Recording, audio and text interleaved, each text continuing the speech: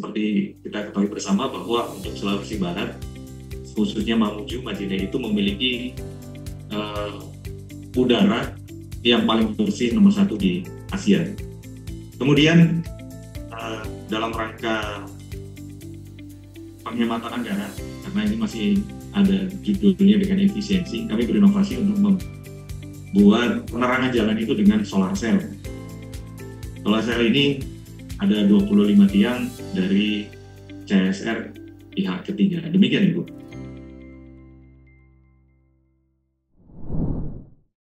Assalamualaikum warahmatullahi wabarakatuh. Selamat pagi, selamat datang di podcast Lemdiklat Talk, sebuah ruang diskusi yang menghadirkan obrolan inspiratif, inovatif, dan edukatif seputar pendidikan dan pelatihan di Lemdiklat Polri.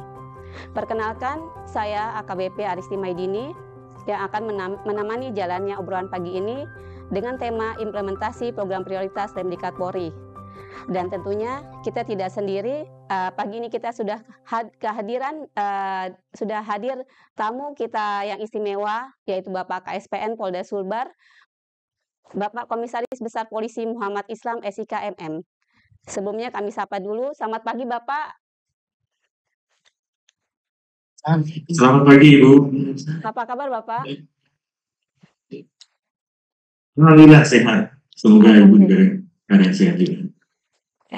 Terima kasih Bapak yang sudah meluangkan waktunya pagi ini untuk hadir di podcast Lemdiklat Talk. Sebagai pembuka sebelum kita memasuki materi utama, bisa Bapak ceritakan sedikit tentang riwayat penugasan dan pengalaman Bapak selama berdinas di Polri. Jadi saya berusaha sampaikan bahwa penempatan pertama saya selaku PAMA yaitu di Polda Sumatera Utara. Kemudian di sana menjabat berbagai macam jabatan PAMA sampai dengan berangkat ke TIK, hampir di semua fungsi teknis kepolisian. Kemudian setelah PTIK, saya ditempatkan di Polda Sulawesi Utara, Sulut. Mulai dari Kanit 21 Narkoba, kemudian Kasalatas, kemudian Kabak Ops Polresta Manado selama 4 tahun, kemudian Wakapolres dan Kanit Tipikor Polda Sulawesi Utara. Sespimen penempatan justru di Sespimen itu sendiri menjadi Kasubag Tajas Sespim Lemdiklat Polri. Tidak lama, cukup 1 tahun ditunjuk menjadi Danyontar tingkat 4 Batalion 51 Atnyana Yudaga yang kelulusannya pada tahun 2020. Setelah itu dipromosikan menjadi Kapolres di Kabupaten Wajo, Kapolres Wajo. Kemudian menjadi Wadirlantas Polda Sulawesi Barat dan terakhir KSPN Polda Sulawesi Barat. Jadi untuk di Lemdiklat bukan hal yang baru Ibu, karena sudah 3 kali bertugas di jajaran Lemdiklat Polri. Demikian. Ya, menarik sekali Bapak. Jadi semua fungsi sudah pernah ini ya Pak, ditempati ya Pak. Benar sekali. Dan pendidikan juga bukan dunia baru lagi ya Pak. Nah, terkait dengan SPN Sulawesi Barat ini kan adalah SPN baru ya Pak. Mungkin belum ada 5 tahun ya Pak untuk berdirinya ya. Nah, belum ada 3 tahun. Belum ada 5 tahun, baru 3 tahun mengadakan pendidikan pembentukan bintara. Ya, sebagai SPN baru ini kan bagaimana dapatkah Bapak ceritakan sejarah berdirinya SPN Sulbar ini, Pak? Sejarah berdirinya Polda Sulawesi Barat diawali dari permintaan Bapak Bupati Majene, karena pada waktu itu beliau mempunyai visi bahwa Kabupaten Majene menjadi kota pendidikan di Sulawesi Barat, sedangkan kota ekonominya berada di Mamuju, sedangkan untuk kota penyangga selaku produksi bahan-bahan dan sebagainya itu di Polman dan Pasangkayu. Oleh karena itu, pada saat itu Kapolda Irjen Baharudin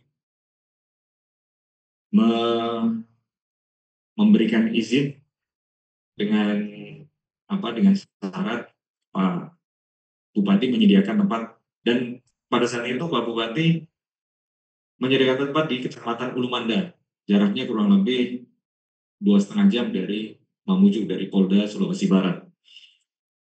Terdapat kendala yaitu beberapa pemilik lahan tidak bisa menjual karena itu adalah warisan turun-temurun yang tidak bisa dijual. Kemudian dialihkan ke Kecamatan Malunda di Desa Mekata, oleh karena itu namanya SPN Mekata. Sehingga pada saat itu disepakati SPN Polda Sulawesi Barat di Mekata, Malunda, Kecamatan Malunda, Kabupaten Majene dengan luasan 20 hektar dan langsung dibangun pada tahun 2016 itu. Sampai saat sekarang ini sudah 3 kali melakukan pendidikan pembentukan Bintara Polri, Polisi Tugas Umum, yang terakhir adalah kemarin 2024 dengan 2 gelombang.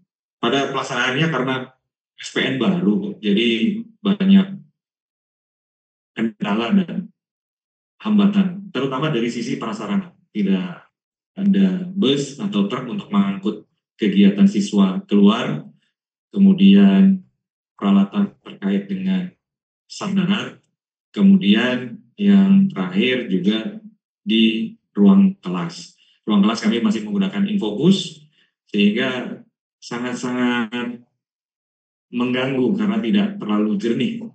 Namun kami berupaya dengan menggait pihak ketiga, baik berupa CSR maupun hibah dari pemerintah daerah. Demikian Ibu. Nah, terkait kendala tadi kan sudah Bapak sampaikan solusinya. Nah, apakah ada program unggulan dan inovasi yang dijalankan oleh SPN Polda Sulbar terkait kendala-kendala tersebut, Pak? Melihat dari letak geografisnya, yaitu di depan SPN Polda Sulawesi Barat itu adalah laut, kemudian di belakangnya adalah pegunungan. Kami mencoba untuk berinovasi mengikuti dari arahan Bapak Kalendiklat, yaitu membentuk kampus yang bersih, nyaman, dan ngangeni. Yaitu sangat-sangat sangat kami inginkan dan sesuai dengan topografis dari SPN itu sendiri. Kami mencoba membuat suasana belajar yang nyaman dan membuat mereka senang kalau datang ke SPN dengan suasana yang bersih, udara yang sangat-sangat sejuk dan bersih. Seperti kita ketahui bersama bahwa untuk Sulawesi Barat, khususnya Mamuju, Majene itu memiliki udara yang paling bersih nomor 1 di Asia. Kemudian dalam rangka penghematan anggaran, karena ini masih ada judulnya dengan efisiensi, kami berinovasi untuk membuat penerangan jalan itu dengan solar cell. Solar cell ini ada 25 tiang dari CSR pihak ketiga. Demikian Ibu. Nah, terkait kita sudah mengetahui bahwa pada hasil sidang pleno tahun 2024 itu diperoleh hasil bahwa ada 4 program prioritas Lemdiklat Polri, Pak, yaitu kampus integritas, kampus modern, kampus unggul, kampus hijau sehat dan bahagia. Nah, bagaimana KSPN sebagai dalam memimpin SPN baru ini mengimplementasikan program prioritas itu di SPN Polda Sulbar terkait dengan kendala-kendala dan hambatan yang dihadapinya, Pak? Dengan program-program unggulan dari Lemdiklat seperti kampus modern, kami tetap berupaya, Bu. Seperti Ibu ketahui sendiri bahwa pada saat awal podcast ini jaringan juga sangat susah, tapi kami mencoba menaikkan bandwidth-nya dari 30 Mbps ke 50 bekerjasama dengan pihak ketiga Bank BRI. Kemudian seluruh kelas kami sudah menggunakan WiFi, hanya saja untuk kelas-kelas yang lebih modern lagi kami masih berupaya. Kemudian terkait dengan kampus hijau, itulah yang menjadi program unggulan di SPN Polda Sulawesi Barat, karena memang tempatnya yang luar biasa indah, Bu. Manakala Ibu bersempatan hadir, nanti akan kami ajak jalan-jalan keliling untuk menikmati indahnya SPN Polda Sulawesi Barat. Ya, menarik ya Pak, saya kebetulan belum pernah ke sana Pak. Mungkin suatu saat saya akan ke sana. Baik, Bu, kami, Bu. Terima kasih Pak. Untuk mewujudkan program prioritas itu kan dibutuhkan dukungan dari berbagai aspek ya Pak, mulai dari tenaga pendidik, kemudian sarpras, anggaran, kemudian juga kurikulum. Pertanyaan terakhir, langkah strategis apa yang dilakukan oleh Pak KSPN dalam memastikan bahwa semua dukungan itu dapat berjalan dengan optimal? Yang pertama kami membuat perencanaan terlebih dahulu. Perencanaan, terutama saya berfokus pada SDM karena Pak KSPN yang lama sudah fokus terhadap pembangunan karena beliau adalah perintis di sini, sehingga pembangunan sudah sangat cukup, gedung-gedung sudah baik dan sebagainya. Kami periode kedua fokus kepada peningkatan SDM sehingga tidak terjadi lagi viralisasi kegiatan-kegiatan atau justru polisi di hasil dari pembentukan SPN ini yang viral karena tidak mengetahui tupoksinya, tidak menerima pelayanan dan sebagainya. Diawali dari sertifikasi kompetensi dari para gadik dan gadikan, para pelatih dan para pengasuh. Dijadwalkan bulan Juni nanti yang tersisa dari yang belum memiliki akibat ada beberapa rotasi mutasi yang sudah memiliki kompetensi justru sudah mutasi ke Polres jajaran Polda Sulawesi Barat, sehingga yang baru masuk belum memiliki kompetensi kan kami ikutkan sertifikasi kompetensi oleh lembaga sertifikasi Polri di bulan Juni. Kemudian dari ketiga aspek itu sudah kompetensi semua, penekanannya adalah apa yang disampaikan oleh Pak Kalemdiklat tentunya menjadi acuan bagi kami. Tidak adanya kekerasan, karena saya ingat sekali kemarin Pak Kalemdiklat menyampaikan bahwa kekerasan di lembaga pendidikan akan menimbulkan kejahatan. Oleh karena itu, kami mencoba untuk sentuhan baru yang tidak perlu kekerasan, tapi justru menanamkan hal-hal kebayangkaraan, menanamkan integritas, karena kita sepakati bersama bahwa adab itu lebih tinggi daripada ilmu. Kemudian penekanan Bapak Kalemdiklat yang berikutnya yang menjadi ajuan kami adalah misalnya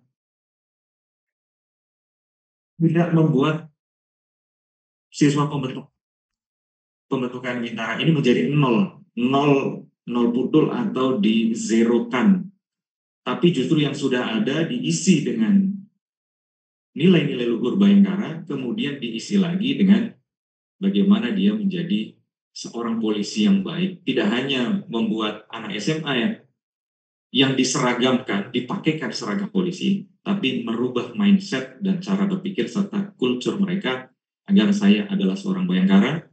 Kewajiban saya ada di pasal 13, perlindungan pengayaan masyarakat, harkaptipas, dan terakhir upaya penegakan hukum. Sehingga yang dicita-citakan oleh para pendahulu Polri itu akan tercapai. Demikian, Bu.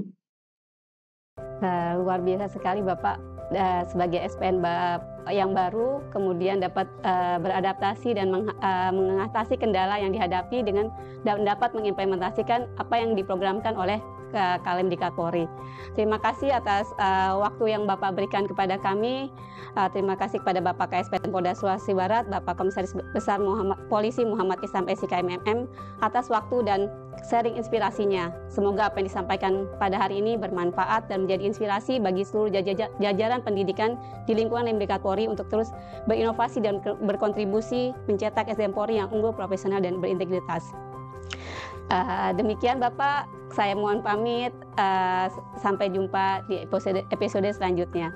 Akhir kata saya ucapkan wabillahi taufiq wal hidayah. Wassalamualaikum warahmatullahi wabarakatuh.